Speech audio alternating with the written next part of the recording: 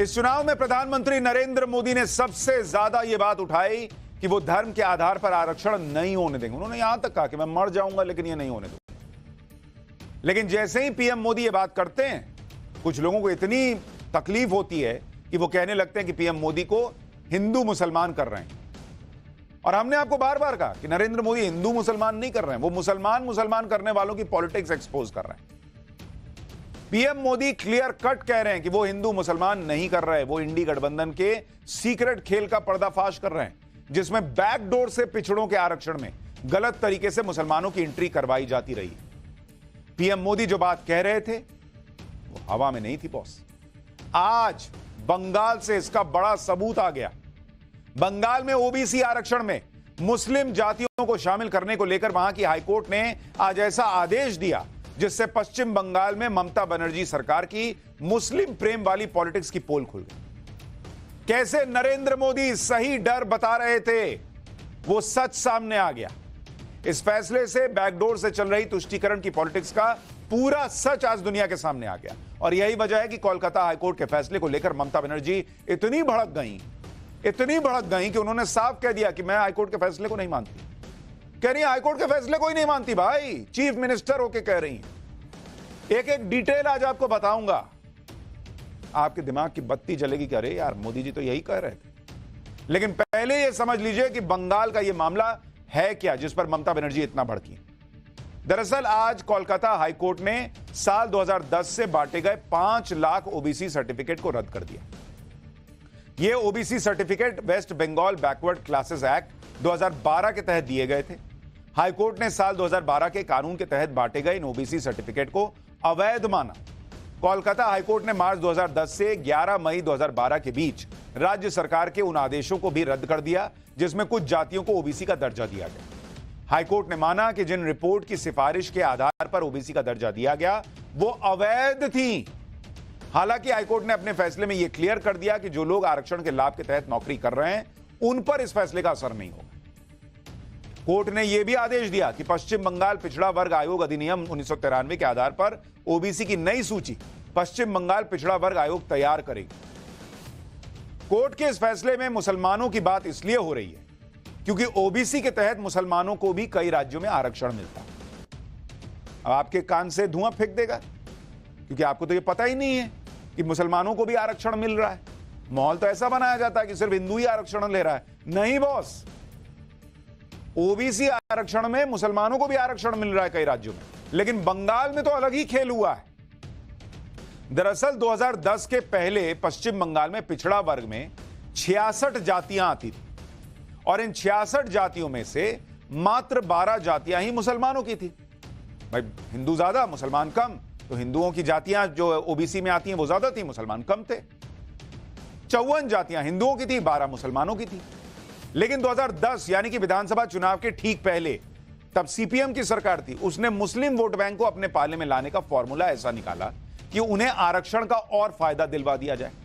इसलिए 2010 से 2011 के बीच सीपीएम की सरकार ने एग्जीक्यूटिव ऑर्डर निकालकर 42 और जातियों को ओबीसी का दर्जा दे दिया। जबकि तरीका यह है कि जो पिछड़ा आयोग होता है वो पूरा सर्वे करा के रिकमेंडेशन देता है, तब होता है। यहां एग्जीक्यूटिव ऑर्डर से 42 और जातियों को ओबीसी का दर्जा दे दिया गया। अब आप सुनेंगे तो शॉक्ड रह जाएंगे कि इन 42 जातियों में 39 जातियां 39 जातियां मुसलमानों की थी। सोचिए मुस्लिम तुष्टीकरण का खेल किस लेवल पर चल रहा था बंगाल। 66 में 12 मुसलमान की जातियां, 54 हिंदुओं की जातियां 2010 था। और अचानक 2010 में 42 जातियां जुड़ती हैं जिसमें 39 मुसलमानों की जातियां होती हैं, 3 जो हैं वो हिंदुओं की। इतने घोर तुष्टीकरण के बावजूद 2011 के विधानसभा चुनाव में सीपीएम का पत्ता कट गया। ममता बनर्जी की सरकार आ गई। जब ममता बनर्जी की सरकार आई तो ममता बनर्जी ने भी वही काम किया जो लेफ्ट की सरकार ने किया। यहां तक कि ममता बनर्जी इस मामले में लेफ्ट से और आगे चली गई। ममता बनर्जी के सरकार में आने तक ओबीसी में 108 जातियां होती थी, इसमें 51 जातियां मुसलमानों की थी। लेकिन ममता बनर्जी जब सरकार में आई तो 72 और जाति को ओबीसी लिस्ट में जोड़ दी और इन 72 में से 60 जातियां मुसलमानों की थी। 72 में 60 मुसलमानों की जातियां। अब इस फैसले में 2 दिक्कत। पहली बात तो यह कि ओबीसी में मुस्लिम आरक्षण तो दे सकते हैं, लेकिन आबादी के अनुपात में मुस्लिम जातियों को बेतहाशा ओबीसी लिस्ट में डाला गया, जबकि बंगाल में मुस्लिम आबादी ही 30% है। तो ऐसा कैसे बॉस कि सिर्फ मुस्लिम आबादी ही ओबीसी में जा रही है? 30% आबादी उनकी, लेकिन संख्या उनकी बढ़ती चली जा रही है। दूसरी बात यह कि यह आरक्षण बिना किसी सर्वे के, बिना सही सिफारिश के बांट दिया गया और एक सरकारी आदेश पारित कर दिया गया और थोक के भाव में आरक्षण दिया कि लो तुम भी लो, तुम भी लो, तुम भी लो। यही नरेंद्र मोदी कह रहे हैं कि ये लोग सोच रखते हैं ओबीसी का आरक्षण लेकर धर्म के हिसाब से बांट देने का, एससी एसटी के आरक्षण में घुस जाने का। इसी वजह से कोर्ट ने इसे गैरकानूनी माना है और कोर्ट ने ये जो ओबीसी की नई लिस्ट बनी थी इसको खारिज कर दिया। ऐसे कैसे बॉस? बिना ढंग का सर्वे हुआ, बिना कुछ हुए आपने एग्जीक्यूटिव ऑर्डर से कर दिया। और अचानक से इतने साल से बंगाल में 66 जातियां ओबीसी में थी, 54 हिंदू, 12 मुसलमान, और उसके बाद से 2 साल में एकदम ताबड़तोड़ सिर्फ मुसलमानों की जातियां ओबीसी में आ गई और बाकी नहीं आई। अब जब बंगाल सरकार के पुराने आदेश को हाईकोर्ट ने रद्द कर दिया तो ममता बनर्जी भड़क नहीं। वो तो यहां तक कहने लगी कि वो कोर्ट के आदेश को मानेंगे ही नहीं। आप सोचिए कैसी स्थिति बनेगी देश में। कोर्ट आदेश कर रहा है कि ओबीसी की लिस्ट खारिज होगी, वो कह रही हम नहीं मानेंगे। इस फैसले से संवैधानिक ब्रेकडाउन हो जाएगा। ममता बनर्जी ने कहा कि यह बीजेपी का फैसला है और वो बीजेपी के आदेश को नहीं मानेंगी। ओबीसी आरक्षण जारी रहेगा, यह देश में कलंकित अध्याय है, अब हम खेला करेंगे। आप सोचिए क्या चल रहा है इस देश के अंदर। ममता बनर्जी सब कुछ बीजेपी पर डाल रही है, जबकि फैसला कोर्ट का है कि बीजेपी की वजह से यह सब हुआ है, जबकि कोर्ट ने फैसला सुनाया है। इसी वजह से पीएम मोदी और अमित शाह ने ममता बनर्जी को जवाब दिया। पीएम मोदी ने कहा कि कोलकाता हाईकोर्ट से साफ है कि फैसले से साफ है कि बंगाल सरकार ने मुस्लिम वोट बैंक के लिए मुसलमानों को ओबीसी बनाने के सर्टिफिकेट दे दिए। वहीं आज अमित शाह ने बंगाल में चुनाव प्रचार किया और इस दौरान यह कहा कि ममता बनर्जी ने बिना सही प्रक्रिया के मुस्लिम जातियों को ओबीसी आरक्षण दिया। एक बार पीएम मोदी और अमित शाह दोनों को सुनिए, फिर आगे की बात बताता हूं। कोलकाता हाईकोर्ट ने इस इंडी अलायंस को एक बहुत बड़ा तमाचा मारा है। कोर्ट ने 2010 के बाद से जारी सारे ओबीसी सर्टिफिकेट कैंसिल कर दिया है। क्यों? ये इसलिए किया गया क्योंकि पश्चिम बंगाल की सरकार ने मुसलमानों का वोट बैंक के लिए अनाप शनाप मुसलमानों को ओबीसी बनाने के सर्टिफिकेट दे दिए थे। ये वोट बैंक की राजनीति, ये तुष्टीकरण की राजनीति, ये तुष्टीकरण की सनक हर पार कर रही है। आज कोर्ट ने तमाचा मारा है। 118 मुस्लिम जातियों को बिना किसी प्रोसेस, पिछड़ेपन के सर्वे वगैरह के बगैर ममता बनर्जी ने ओबीसी का रिजर्वेशन दे दिया। कोई कोर्ट में गया, कोर्ट ने इसका संज्ञान लिया और 2010 से 24 के बीच में जितने सर्टिफिकेट इश्यू हुए हैं इसको अभी स्थगन आदेश देने का काम हाई कोर्ट ने किया है। ममता बनर्जी पिछड़े वर्ग के रिजर्वेशन के ऊपर अपने वोट बैंक के लिए डाका डालकर वो रिजर्वेशन मुस्लिम जातियों को देना चाहती है। मैं हाईकोर्ट के फैसले का स्वागत करता हूं। ममता जी ने कहा हम हाईकोर्ट के फैसले को नहीं मानते। मैं बंगाल की जनता को पूछना चाहता हूं, कोई ऐसी मुख्यमंत्री हो सकती है, संवैधानिक पद पर बैठी हुई कोई व्यक्ति ऐसी हो सकती है जो कहेगी कि हम कोर्ट के आदेश को नहीं मानते हैं? किस प्रकार की मानसिकता से बंगाल का लोकतंत्र गुजर रहा है? यानी प्रधानमंत्री नरेंद्र मोदी से लेकर गृह मंत्री अमित शाह तक हाईकोर्ट के फैसले को लेकर न सिर्फ ममता बनर्जी बल्कि इंडी गठबंधन को एक्सपोज कर रहे हैं। कोई यह नहीं कह रहा कि मुसलमानों की पिछड़ी जातियों को क्यों ओबीसी की लिस्ट में डाला। डालिए ना भाई, अगर उनको जरूरत है, वो पिछड़े हैं, जरूर डालिए, कौन मना करता है। लेकिन लिस्ट में डालने की एक प्रक्रिया है बॉस, प्रक्रिया को ताक पर रख दीजिएगा और एकदम से ऐसा लगेगा कि एक तरफा बांट दिया गया है तो सवाल तो उठेंगे। और सवाल भी ऐसे नहीं उठे जब हाईकोर्ट का फैसला आया, हाईकोर्ट ने उस लिस्ट को खारिज किया, कहा यह गलत है, तब जाके सवाल उठ रहे हैं। और यही नरेंद्र मोदी कहते आए। उन पर हिंदू मुसलमान करने का आरोप लगता है, वो यही तो कह रहे हैं कि मैं हिंदू मुसलमान नहीं कर रहा भाई, मैं मुसलमान करने वालों को एक्सपोज कर रहा हूं। और वो आज भी यही याद दिला रहे हैं। एक तरफ ममता बनर्जी जैसी नेता एक्सपोज हो रही है, इंडी गठबंधन एक्सपोज हो रहा है। दूसरी तरफ स्वाति मालीवाल के केस में इंडी गठबंधन के नेता अरविंद केजरीवाल भी एक्सपोज हो रहे हैं। केजरीवाल के शीश महल में स्वाति मालीवाल की पिटाई के बाद से ही आम आदमी पार्टी और केजरीवाल बैकफुट पर है। 13 मई को शीश महल में स्वाति मालीवाल को केजरीवाल के पूर्व पीए विभव कुमार ने पीटा, यह आरोप लगा और यह आरोप खुद स्वाति मालीवाल ने लगाया। 13 मई के बाद से ही केजरीवाल ने स्वाति केस पर चुप्पी साध रखी थी। जैसे ही केजरीवाल से स्वाति मालीवाल पर सवाल पूछो, वैसे ही केजरीवाल को सांप सूख जाता था। आज घटना के 9 दिन बाद केजरीवाल ने स्वाति मालीवाल पर पहला बयान दिया है। अरविंद केजरीवाल ने आज इतने दिनों बाद स्वाति मालीवाल की पिटाई कांड पर बोला। केजरीवाल ने एक न्यूज एजेंसी से बातचीत में स्वाति मालीवाल का नाम लेते हुए कहा कि वो स्वाति मालीवाल पर हमले के मामले में निष्पक्ष जांच और न्याय चाहते हैं। केजरीवाल ने कहा कि उन्हें उम्मीद है कि इस मामले में निष्पक्ष जांच की जाएगी। घटना के 2 पक्ष हैं और पुलिस को दोनों पक्षों की निष्पक्षता से जांच करके इंसाफ दिलाना चाहिए। आप कह रहे हैं पुलिस की जांच होनी चाहिए, आपकी पार्टी के लोग तो इसका इंतजार नहीं कर रहे। वो तो प्रेस कॉन्फ्रेंस करके सीधा स्वाति मालीवाल को जो है एक तरह से कह रहे हैं कि वही गलत है, विभव सही है। वहां प्रेस कॉन्फ्रेंस की क्या जरूरत है? आपके लोग जो है ट्विटर पर स्वाति मालीवाल को लेकर क्या क्या नहीं लिख रहे, भद्दे से भद्दा, और यहां आप कह रहे हैं कि भाई जांच हो जानी चाहिए। घटना के वक्त सीएम हाउस में मौजूद होने के सवाल पर केजरीवाल ने कहा कि वो घटना के वक्त सीएम आवास पर ही थे, लेकिन वहां नहीं थे जहां घटना हुई। 9 दिनों बाद केजरीवाल ने स्वाति मालीवाल के साथ हुई मारपीट पर अपनी चुप्पी तोड़ी, लेकिन शायद केजरीवाल को यह बयान देने में देर हो चुकी है, क्योंकि अब स्वाति मालीवाल खुलकर अपने साथ हुई घटना पर बोल रही हैं।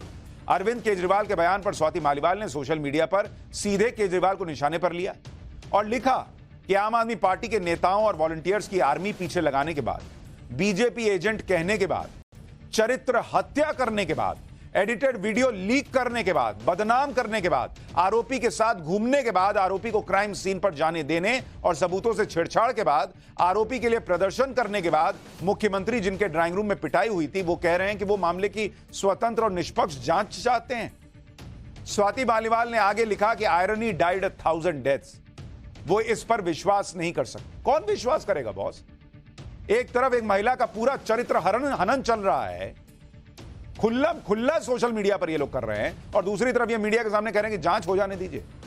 जांच होने तक अपने लोगों को चुप क्यों नहीं कराते हैं? संजय सिंह ने कैसे बोल दिया था कि आपने कहा है कि बहुत गलत हुआ है, इस पर एक्शन लो। स्वाति मालीवाल को केजरीवाल पर भरोसा नहीं है, और होगा भी कैसे, क्योंकि निष्पक्ष जांच की बात करने वाले केजरीवाल को जांच से भी दिक्कत है। स्वाति मालीवाल पिटाई केस में दिल्ली पुलिस जांच के लिए सीएम आवास जा चुकी है और हो सकता है कि आगे भी जाए। इसको देखते हुए केजरीवाल ने आज सोशल मीडिया पर लिखा कि कल दिल्ली पुलिस उनके बूढ़े और बीमार माता पिता से पूछताछ करने आएगी। अब बताइए, जिस घर में एक महिला की पिटाई हुई है, क्या उस घर में जांच के लिए पुलिस नहीं जा सकती? और जो लोग घटना के समय वहां मौजूद थे उनसे पूछताछ नहीं कर सकती है? बूढ़े मां बाप को पुलिस स्टेशन तो नहीं बुला रही। अगर ऐसा नहीं होगा तो निष्पक्ष जांच कैसे होगी? आम आदमी पार्टी को स्वाति मालीवाल के साथ शराब घोटाला भी बड़ा नुकसान पहुंचा सकता है। ये सारी बातें आपको इसलिए बता रहा हूं कि ये याद रखिए कि अगले चरण में दिल्ली की 7 सीटों पर वोटिंग है। इस बात को आपको समझना होगा। तो एक तरफ इंडी अलायंस मुस्लिम तुष्टीकरण की पॉलिटिक्स के मामले में एक्सपोज हो रहा है, दूसरा महिलाओं को लेकर इनकी सोच क्या है वो भी एक्सपोज हो रही है, और तीसरा भ्रष्टाचार का मुद्दा। शराब घोटाले के आरोप में ही केजरीवाल जेल गए थे, मनीष सिसोदिया अभी तक जेल में। इसी पर आज प्रधानमंत्री मोदी ने आम आदमी पार्टी पर जमकर निशाना साधा। पीएम मोदी ने बिना केजरीवाल और आम आदमी पार्टी का नाम लिए कहा कि भ्रष्टाचारियों की संपत्ति का एक्सरे अब वो करेंगे। सुनिए पीएम को। इन लोगों ने दिल्ली के लोगों को लूटने का कोई मौका नहीं छोड़ा। अदालतें भी इन कट्टर भ्रष्टाचारियों की लूट देखकर हैरान है। इन भ्रष्टाचारियों की संपत्ति का एक्सरे अब मोदी करेगा। शराब घोटाले की कमाई हो या फिर नेशनल हेराल्ड घोटाला हो, भ्रष्टाचारियों से पाई पाई वसूली जाएगी। यानी इंडी गठबंधन हर तरफ से गिरता जा रहा है, ये हर दिन वो एक्सपोज हो रहे हैं, लेकिन फिर भी माहौल ऐसा बना रहे हैं कि जैसे इलेक्शन वही जीत रहे हैं। पाठशाला में अगली क्लास में आपको बताता हूं कि कैसे विपक्ष ऑलमोस्ट सरेंडर कर चुका है, और वो नरेंद्र मोदी नहीं, वो 2029 के लिए सीधा योगी को टारगेट कर रहा है। सीएम योगी ने किससे कह दिया कि पाकिस्तान जाकर भीख मांगो। बीच चुनाव राहुल गांधी ने मनमोहन सरकार का क्या घोटाला उजागर कर दिया, अब इसका चैप्टर।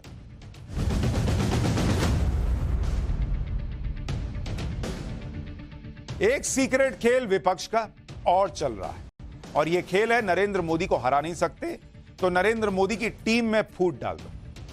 इंडी गठबंधन को यह चुनाव तो हाथ से जाता दिख रहा है, और अब वो 2024 के आगे की बातें करने लगे। कई लोग ये भी कहते हैं कि राहुल गांधी जो ये जातिगत सर्वे कराने की जो बात कर रहे हैं कि भाई पता चले कि किसके पास क्या है नहीं है, ये 2024 के लिए नहीं है, वो 2034 के लिए टारगेट कर रहे हैं कि हिंदू समाज बटे और उसके बाद जो है वो चीजें अब जो है उस बटे हुए समाज से पर राजनीति हो। ये कई लोग आरोप लगाते हैं। हालांकि इस बात की चर्चा करने लगे हैं कई लोग कि नरेंद्र मोदी के बाद कौन होगा। सबसे बड़ी बात तो यह है कि नरेंद्र मोदी खुद अभी कहीं नहीं जाने वाले, इस चुनाव में तो इसकी बात भी नहीं होनी चाहिए। बीजेपी खुद कह चुकी है कि 2029 में भी नरेंद्र मोदी का नेतृत्व रहेगा, अमित शाह कह चुके हैं, लेकिन विपक्ष बेसिर पैर की बातें करके माहौल बना रहा है जिससे बीजेपी के अंदर कोई लड़ाई कहीं से शुरू हो जाए। इसमें अरविंद केजरीवाल सबसे आगे हैं। जब वो जेल से निकले नया शिगुफा हर जगह चलाने की कोशिश कर रहे हैं। एक बार केजरीवाल क्या कह रहे हैं सुनिए, फिर मैं आपको इसकी पूरी पॉलिटिक्स समझाता हूं। अगर ये चुनाव जीत गए, मेरे से लिखवा लो, 2 महीने के अंदर उत्तर प्रदेश का मुख्यमंत्री बदल देंगे ये लोग। योगी आदित्यनाथ की राजनीति खत्म करेंगे, उनको भी निपटा देंगे ये लोग। योगी आदित्यनाथ जी को अगर ये लोग जीत गए तो योगी आदित्यनाथ जी को 2 से 3 महीने के अंदर उत्तर प्रदेश के सीएम पद से हटा दिया जाएगा। योगी जी, आपके असली दुश्मन तो आपकी पार्टी में बैठे हैं, मुझे गाली देने से क्या फायदा। प्रधानमंत्री जी और अमित शाह जी आपको यूपी की कुर्सी से हटाने का पूरा प्लान बना चुके हैं, आप उनसे निपटिए ना। आप केजरीवाल को क्यों गाली दे रहे हैं बेकार में। अरविंद केजरीवाल को उनके खुद के घर के ड्राइंग रूम में क्या हुआ ये भले ना पता चलता हो, लेकिन दूसरी पार्टी में कौन क्या प्लान बना रहा है ये पता चल जाता है।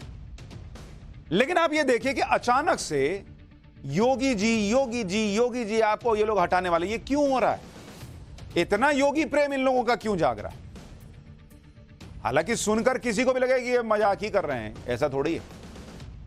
जो केजरीवाल जेल जाने पर दिल्ली की सरकार कौन चलाएगा ये तय नहीं कर पाए, वो दूसरों के बारे में बेसिर पैर की थ्योरी चला रहे हैं कि मोदी जीत गए तो योगी का पत्ता साफ हो जाएगा, अमित शाह मोदी के वारिस बन जाएंगे वगैरह वगैरह। लेकिन अरविंद केजरीवाल बार बार सीएम योगी का नाम ले क्यों रहे हैं? इसके पीछे स्ट्रैटेजी है बॉस। अगर आप इस स्ट्रैटेजी को डिकोड करने जाएं तो सीधा मतलब इसका यही निकलता है कि इंडी गठबंधन को 2024 का चुनाव हाथ से निकलता दिख रहा है, और इसलिए वो फ्यूचर की बात कर रहा है। इंडी गठबंधन को यह भी लग रहा होगा कि मोदी योगी की जोड़ी का तोड़ उनके पास है नहीं, और बिना इस जोड़ी को तोड़े उनके लिए 2024 क्या 2029 की राह भी आसान नहीं हो, क्योंकि 80 सीटें उत्तर प्रदेश में हैं। जिस तरह से योगी आदित्यनाथ ने यूपी को संभाला हुआ है, उसे आधार पर खुद पीएम मोदी यह दावा कर रहे हैं कि यूपी में वो 80 की 80 सीटें जीतने जा रहे हैं। यूपी में बीजेपी को मोदी फैक्टर के साथ साथ योगी फैक्टर का डबल फायदा है, इसलिए 80 सीट वाले राज्य यूपी से बीजेपी कम से कम 60 सीट तय मानकर चल रही है। 60 से 80 सीटों का नंबर बीजेपी को बहुमत के करीब लाने में बड़ी मदद करता है।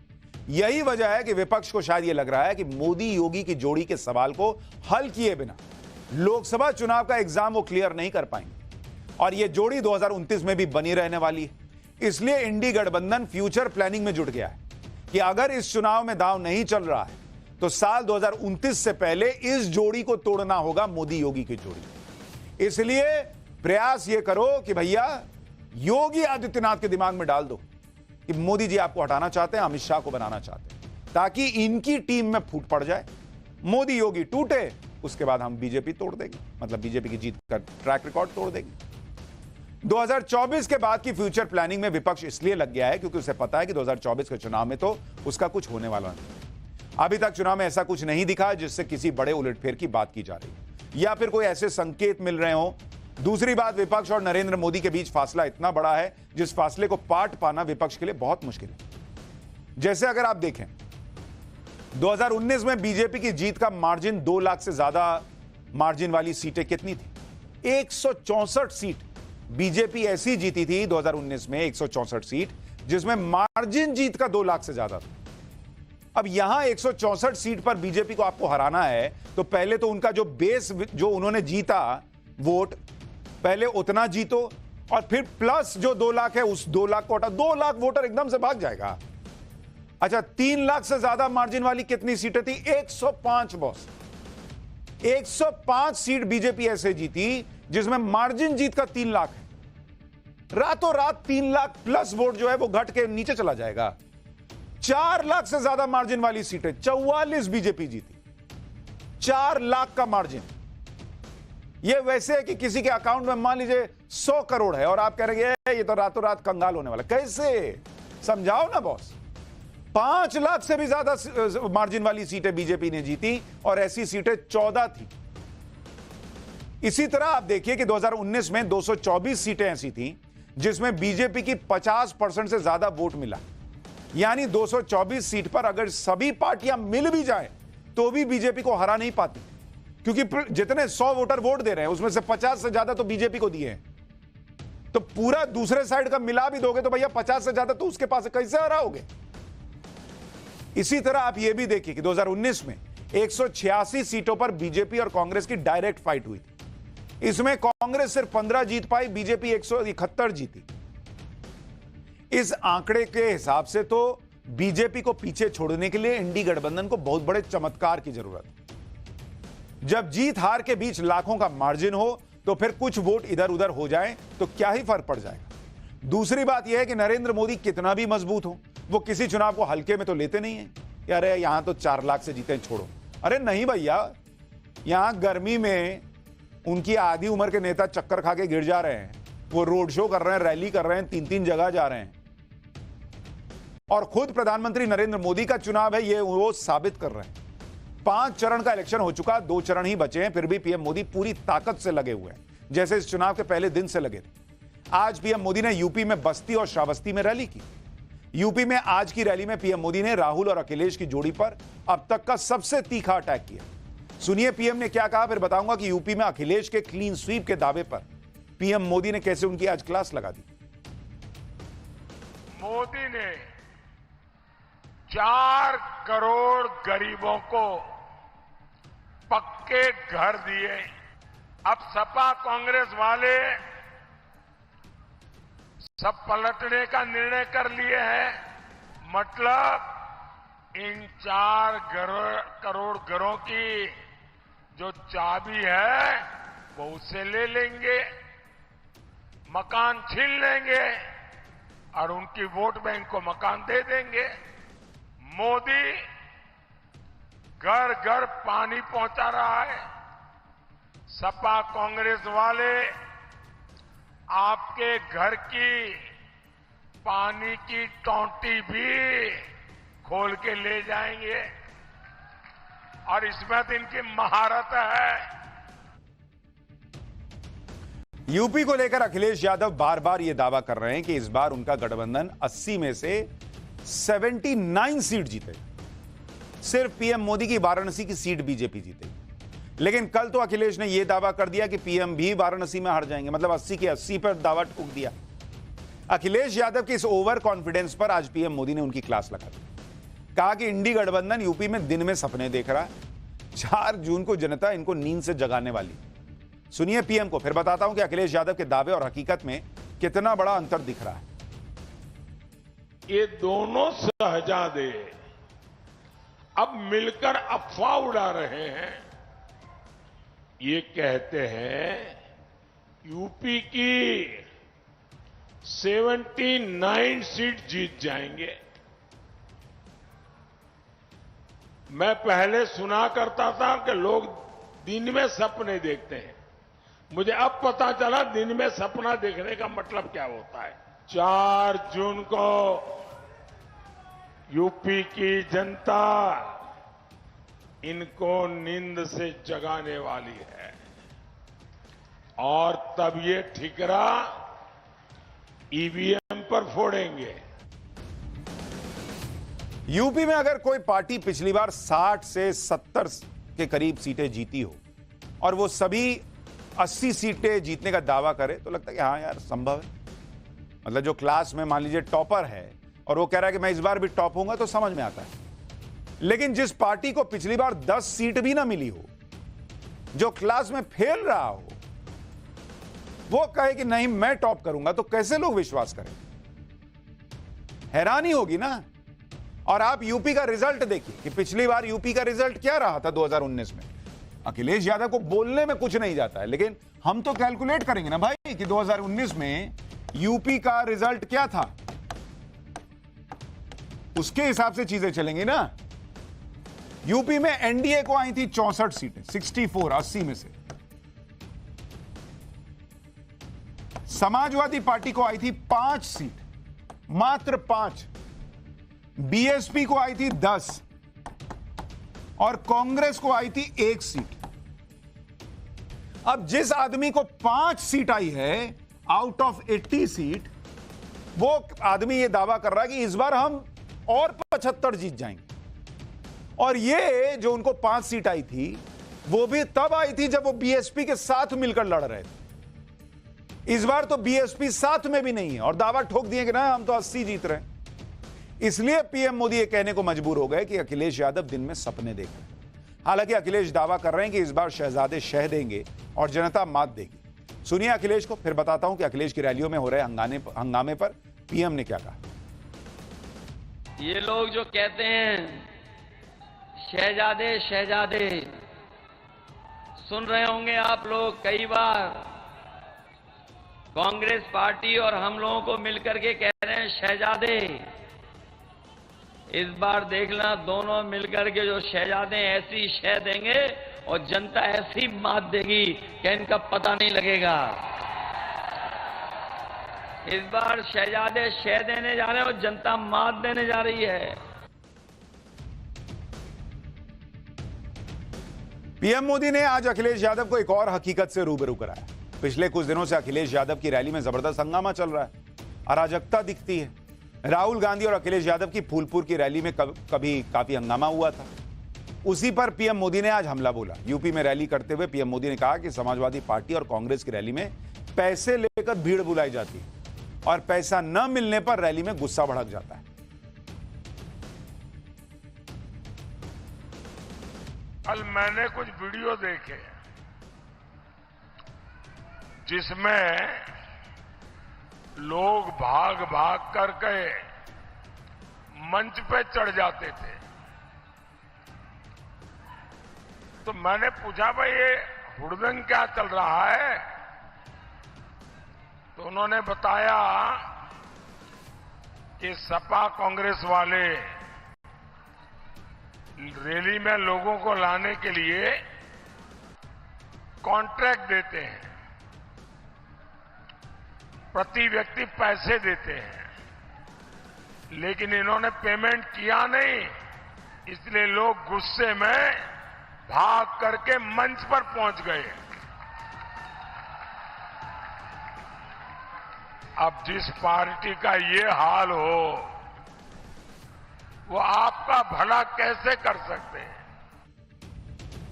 प्रधानमंत्री मोदी ने अखिलेश यादव की रैलियों पर यूं ही चुटकी नहीं ली। आपको अखिलेश की रैलियों का हाल दिखाता हूं। अखिलेश यादव ने कल आजमगढ़ में एक रैली की थी, ये उसी की तस्वीर है। आप खुद देखिए किस तरह समाजवादी पार्टी के समर्थक और कार्यकर्ता रैली में हंगामा कर रहे हैं। समाजवादी पार्टी के कार्यकर्ता मंच पर चढ़ने की कोशिश कर रहे हैं। हंगामा इतना बढ़ गया था कि पुलिस को लाठी चार्ज करना पड़ा, जिसके बाद हालात काबू में आए। एक बार दिखाइए, जरा तस्वीर दिखाइए।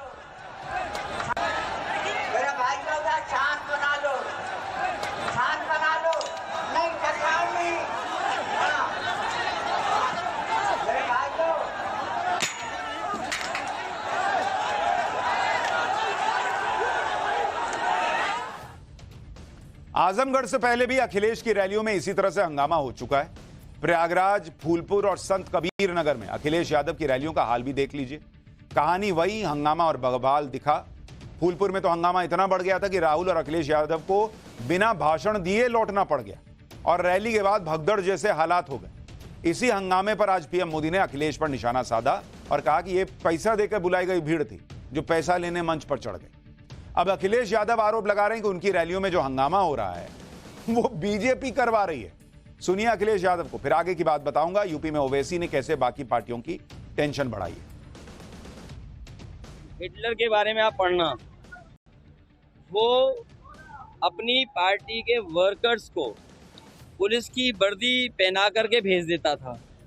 मुझे ये लग रहा है कि जब से इन्हें 5 चरणों में ये हारे हैं और छठे 60वें में सफाया होगा, तो समाजवादी पार्टी की इमेज खराब करने के लिए ये बीजेपी अपने कार्यकर्ताओं को तो नहीं भेज रही है खराब करने के लिए, पुलिस बुला रहे हैं अपनी सुरक्षा में और वर्दी उतरवा करके प्राइवेट ड्रेस पहना के अपने टेंटों में बैठा रहे हैं जिससे भीड़ नजर आए।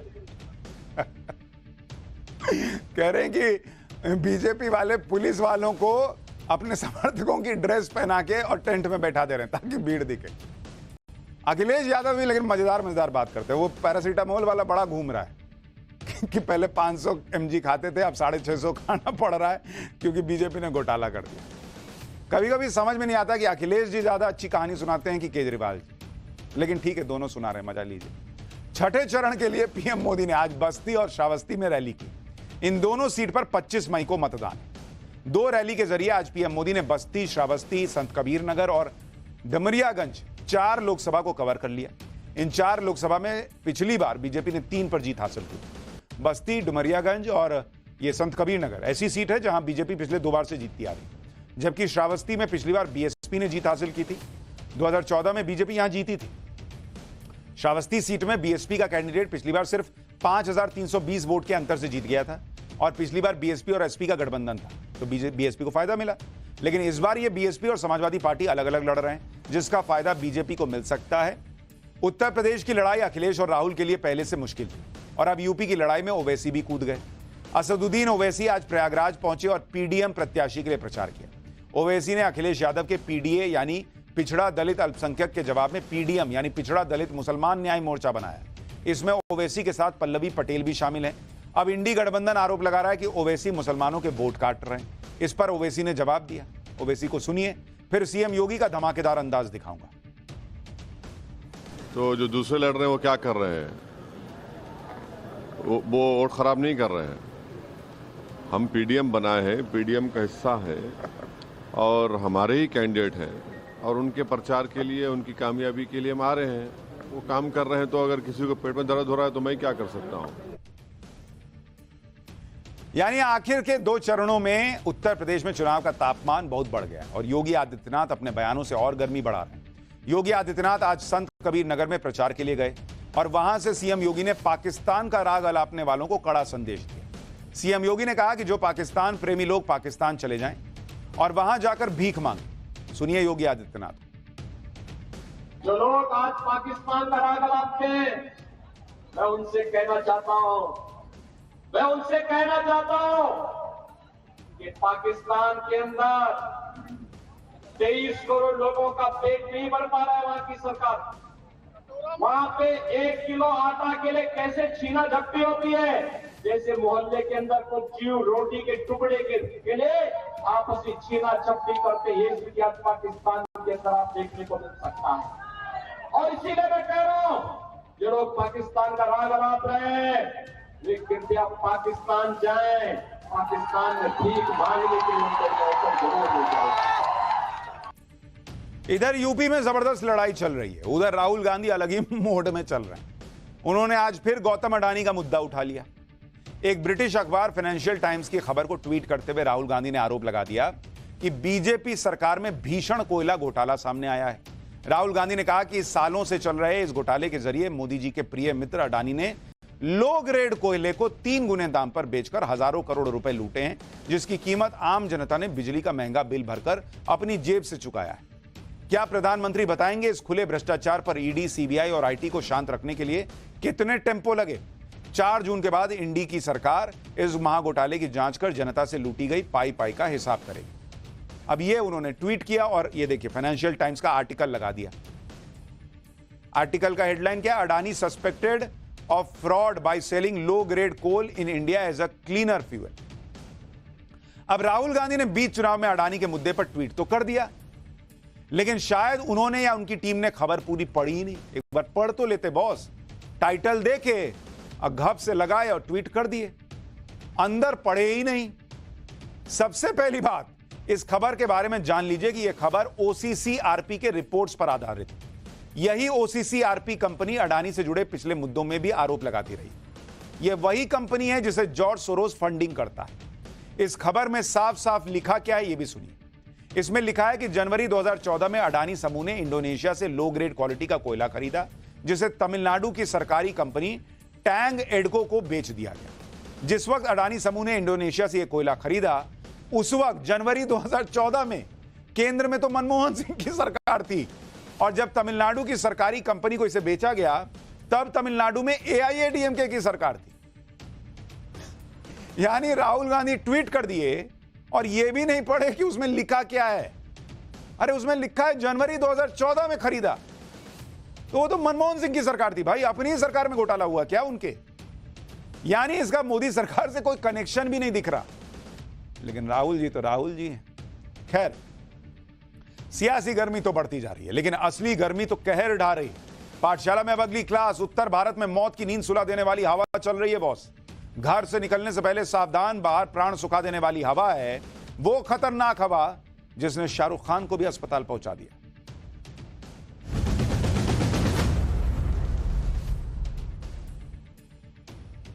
गर्मी का सीजन चल रहा है तो गर्मी तो पड़ेगी ही, लेकिन इस बार भाई ऐसी गर्मी पड़ रही है कि लोग बाप बाप कर रहे हैं। लोग कह रहे हैं कि इस बार तो गर्मी ने हद कर दी है। घर के बाहर तो छोड़िए, घर के अंदर भी लोग उबल रहे हैं, और अभी मई चल रहा है, जून तो आया भी नहीं है। पंखे कूलर तो सरेंडर कर चुके हैं। पंखा कूलर का बटन दबाओ तो लोग कह रहे हैं, ऐसा लग रहा है कि बोल रहा है कि मुझे मत दबाओ बटन, मेरे बस का नहीं है। एसी के हाथ पांव फूल रहे हैं भाई। एसी जो हवा फेंक रहा है वो ऐसा लग रहा है कि फूली हुई सांस से फेंक रहा है कि लो ले लो जो ठंडी हवा ले ली। लेकिन इसके बाद आप अगर खुद को सुपरमैन समझ रहे हैं, सोच रहे हैं कि गर्मी क्या ही मेरा बिगाड़ लेगी, तो बॉस अभी डिटेल बताऊंगा, लेकिन पहले एक बार शाहरुख खान की खबर सुन लीजिए। शाहरुख खान जैसे वो सुपरस्टार भी ऐसी गर्मी नहीं झेल पा रहे, जिनके पास किसी चीज की कोई कमी नहीं है, जो सुपर फिट दिखते हैं और फिल्मों में जिनके सिक्स पैक एब्स दिखते हैं। लेकिन गर्मी का ऐसा अटैक आया कि शाहरुख खान हॉस्पिटल में एडमिट हो गए। शाहरुख खान कल अहमदाबाद में थे, उनकी IPL टीम का कल मैच था। अहमदाबाद में कल टेम्परेचर 46 डिग्री पहुंच गया था। गर्मी ज्यादा होने के चलते शाहरुख खान को डिहाइड्रेशन हो गया। हीट स्ट्रोक से शाहरुख खान की आज सुबह तबीयत बिगड़ गई। दोपहर को उन्हें अहमदाबाद के KD हॉस्पिटल में एडमिट करवाना पड़ा है भाई। वो अभी भी हॉस्पिटल में डॉक्टर्स की निगरानी में है और पहले से बेहतर हैं। डॉक्टरों ने शाहरुख खान को कुछ समय आराम करने के लिए भी कहा है। अच्छा, उनका क्या बता रहा हूं, मेरी खुद की तबीयत हीट वेव से खराब है। कल भी दवा खा के एंकरिंग किया हूं, आज भी दवा खा के किया हूं, तो मैं खुद भुक्तभोगी हूं भैया। ऐसी गर्म हवा चल रही है। जिस तरह की गर्मी पड़ रही है उसमें अगर थोड़ी सी लापरवाही करिएगा ना, तो गर्मी को आप हल्के में लीजिएगा तो बहुत दिक्कत हो सकती है। भाई शाहरुख खान को कोई कमी है, लेकिन आ गए ना लपेटे में। इस समय हाल यह है कि आसमान से आग बरस रही है भाई, जैसे कोई अवन हो और उसमें आपको डाल दिया गया। खास तौर पर उत्तर भारत आग का गोला बना हुआ है। घर से बाहर कदम रखना खतरे से खाली नहीं है। पूरे उत्तर भारत में हीट वेव यानी लू चल रही है। मौसम विभाग ने भी कह दिया है कि घर में रहेंगे तो ज्यादा सुरक्षित रहेंगे। हीट वेव को देखते हुए मौसम विभाग ने उत्तर भारत में रेड अलर्ट जारी किया है। उत्तर भारत के ज्यादातर इलाकों में प्रचंड गर्मी पड़ रही है। कई जगह तापमान 47 डिग्री सेल्सियस के पार चला गया है। 47 के पार। गर्मी से बचने के लिए लोग पहाड़ों की तरफ भाग रहे हैं। पहाड़ अलग परेशान है कि इतने लोगों को मैं कहां रखूंगा भाई। जम्मू कश्मीर, हिमाचल और उत्तराखंड में यात्रियों की भयंकर भीड़ हो गई है। 4 धाम की यात्रा में इतनी भीड़ है कि पैर रखने की जगह नहीं है। प्रशासन को लोगों को मना करना पड़ रहा है कि अभी मत आओ भाई, बिना रजिस्ट्रेशन के मत आओ।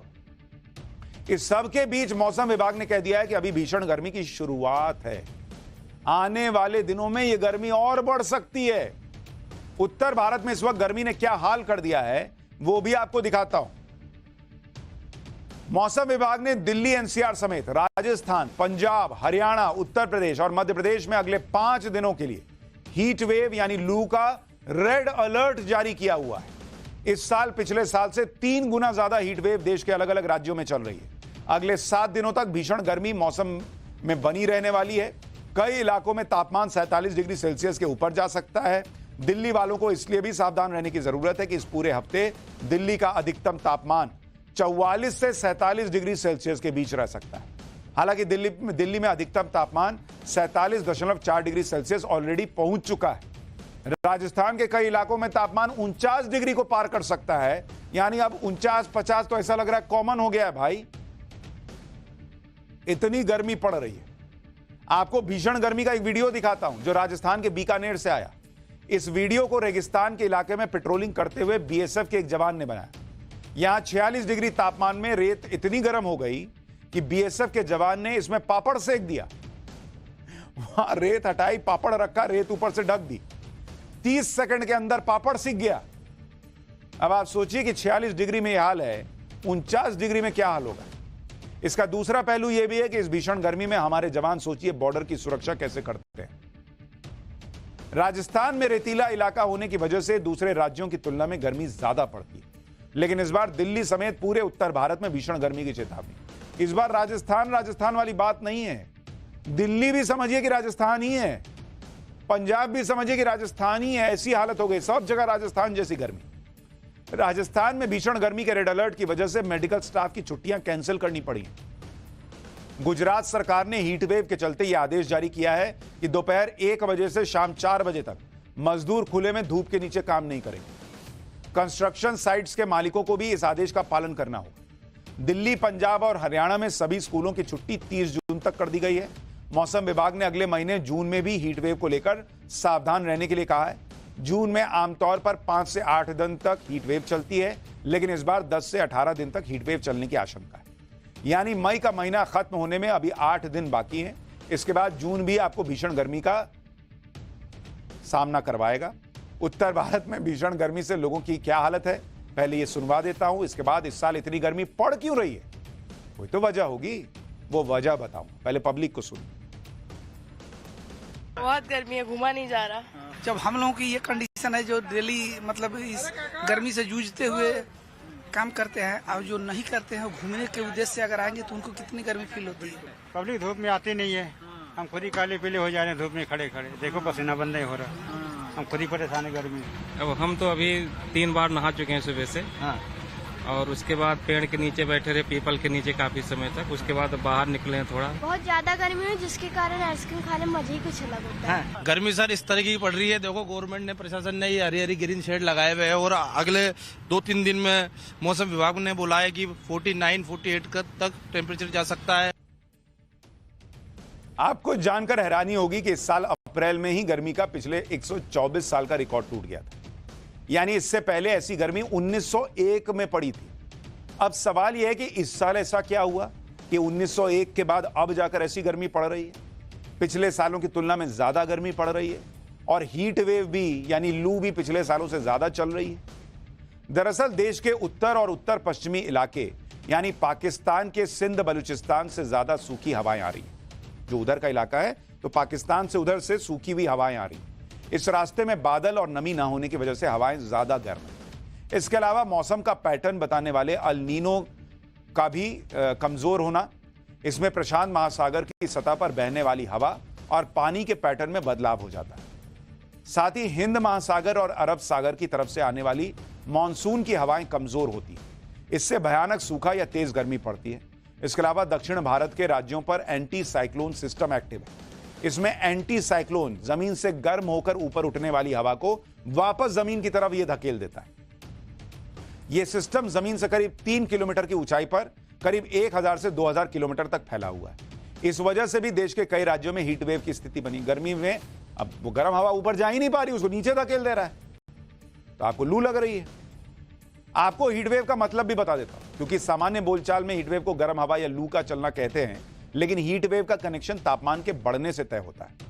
मौसम विभाग के मुताबिक जब किसी इलाके का तापमान सामान्य से 5 डिग्री सेल्सियस से ज्यादा हो जाता है तो यह हीट वेव की कैटेगरी में आता है। इसमें मैदानी इलाकों में कम से कम 40 डिग्री सेल्सियस से ऊपर तापमान पहुंचता है तो वो हीट वेव की कैटेगरी में आता है। इसी तरह पहाड़ी इलाकों में 30 डिग्री सेल्सियस से ऊपर चला जाता है तापमान तो कहते हैं हीट वेव चल रही है। दरअसल पहाड़ी इलाकों में धूप का एक्सपोजर ज्यादा होता है और गर्मी सहने की क्षमता कम होती है। भारत में हीट वेव को 3 कैटेगरी में बांटा गया है। पहले नंबर पर है येलो, फिर है ऑरेंज और सबसे आखिर में सबसे खतरनाक रेड अलर्ट की कैटेगरी होती है। जब किसी क्षेत्र का तापमान सामान्य से 4.5 से 6 या 6.5 डिग्री तक ज्यादा हो जाता है तो उसको सीवियर हीट वेव की कैटेगरी में रखते हैं। देश के ज्यादातर इलाकों में तापमान 45 से 47 डिग्री के आसपास है। इसमें दिन के साथ साथ रात का तापमान भी सामान्य से ज्यादा है। इस दौरान लोगों को हीट स्ट्रोक की समस्या बढ़ जाती है। बच्चों, बुजुर्गों और पुरानी बीमारियों वाले लोगों को जो सेहत का खतरा है वो बढ़ जाता है। इसके अलावा रेड अलर्ट में हीट वेव का खतरा 5 दिन से ज्यादा रहता है। इसीलिए मौसम विभाग ने कहा ना कि 5 दिन रेड अलर्ट है भैया, घर में रहो। इसी तरह ऑरेंज अलर्ट में 4 दिन और येलो अलर्ट में 2 दिन तक हीट अलर्ट का खतरा रहता है। तो बहुत बुरी हालत है। इसलिए भैया रहिए घर में, बिना वजह के बाहर मत निकलिए। हमारे यहाँ बिहार में कहते हैं आम झोर्रा। कच्चा आम पकाइए, आम झोर पीजिए, आम पन्ना पीजिए और शरीर की इम्यूनिटी को बढ़ाइए। थोड़ा दही वही खाइए तो पेट में जो गट सिस्टम है वो भी बेहतर रहेगा। ये सब करते चलिए। और ब्रेक के बाद अब स्वाति मालीवाल केस में एक बड़ी खबर आ रही है। खबर ये कि सुनीता केजरीवाल का बयान दर्ज करेगी दिल्ली पुलिस। सूत्र ये जानकारी दे रहे हैं। स्वाति मालीवाल के बयान के आधार पर अब सुनीता केजरीवाल से पूछताछ हो सकती है। सूत्र ये दावा कर रहे हैं। स्वाति मालीवाल ने सुनीता केजरीवाल के घर में मौजूदगी की बात कही थी। स्वाति मालीवाल ने सीएम हाउस में केजरीवाल के माता पिता के होने की बात भी कही थी। यानी अब हो सकता है कि दिल्ली पुलिस परिवार से पूछताछ करे। केजरीवाल भी कह चुके हैं कि मेरे बूढ़े माता पिता से पूछताछ हो सकती है, उनको जवाब देना पड़ सकता है। लेकिन सूत्र कह रहे हैं कि संभव है कि पहले सुनीता केजरीवाल यानी अरविंद केजरीवाल की पत्नी से इस मामले में पूछताछ हो।